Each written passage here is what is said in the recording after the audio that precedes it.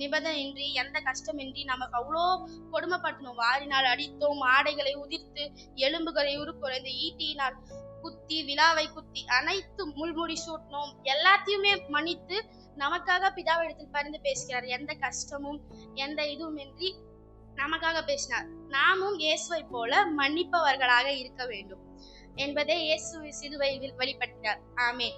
இயேசு சிலுவையில அந்த மனம் திரும்பிய கல்வனை நோக்கி, நீ என்னோடு கூட பரதேசில் இருப்பாய் என்ற வார்த்தை நம் தேவனை ஏற்றுக்கொண்டு மனம் திரும்பி அவர் நமக்காய் அடிக்கப்பட்டார், நொறுக்கப்பட்டார் என்று மனம் மாறுதல் தேவன் உங்களையும் என்னையும் அவர் அந்த கல்வனுக்கு கொடுத்த ரட்சிப்பை உங்களுக்கும் எங்களுக்கும் கொடுப்பார். ஆமென். நம்ம இந்த மூன்றாம் வார்த்தையில முக்கியமானது என்னன்னா, நம்ம இயேசுவை போல இருக்கணும். மற்றவங்களை அன்பு செய்யணும். அப்பா அம்மாவை நம்ம என்ன பண்ணணும்? பொறுப்பாக பார்த்துக்கணும்.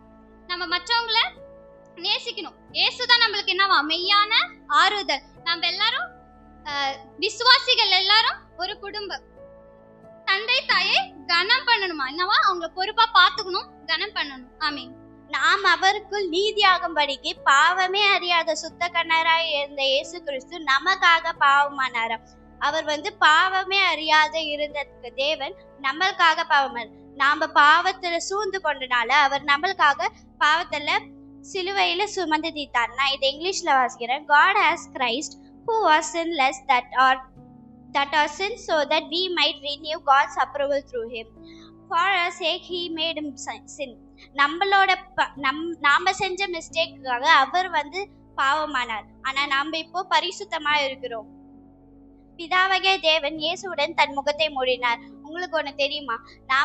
நாம செஞ்ச பாவத்தினால பிதாவாகிய தேவன் சிலுவையில் நம்ம பாவத்தெல்லாம் எடுத்துக்கொண்டு அவர் தொங்கினதனால அவர் பாவ மனிதனாக பிதாவாகிய தேவனுக்கு தோன்றினார். இந்த வசனத்தின்படியே அதே மாதிரிதான் பிதாவாகிய தேவன் தன் இயேசுவிடத்தில் தன் முகத்தை மூடிக்கொண்டு இவன் பாவமாயிருக்கிறான். பட் யாரால? நம்மளாலதான் அவர் பாவமாயி அவர் சிலுவையை சுமந்தார். இதுவே தேவன் இந்த வார்த்தை சொன்ன காரணமாகும்.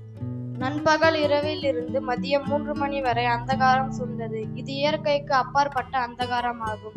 இது ஒரு மணல் சூறாவளி அல்ல, இது ஒரு சூரிய கிரகமும் அல்ல. ஏனெனில் பஸ்கா காலத்தில் சூரிய கிரகணம் வருவதற்காக சாத்தியக்கூறுகளே இல்லை. இந்த அந்தகாரம் மக்கள் நினைத்து கூட பார்க்காத ஒன்று. இது இயற்கைக்கு மாறாக வந்த அந்தகாரம் ஆகும். ஏன் இது ஏற்பட்டது? உலகம் முழுவதையும் மூடிக்கொண்ட இந்த அந்தகாரத்திற்கு காரணம் என்ன? அவரோட ஆத்மா குற்ற நிவார பலிக்கு ஒப்பு கொடுத்த போது நம்முடைய மீறுதலால் அவர் காயப்பட்டார். நம்முடைய அக்கிரமங்களினால் அவர் நொறுக்கப்பட்டார். நம்முடைய சமாதானத்தை உண்டு பண்ணும் அக்னி அவர் மேல் வந்தது.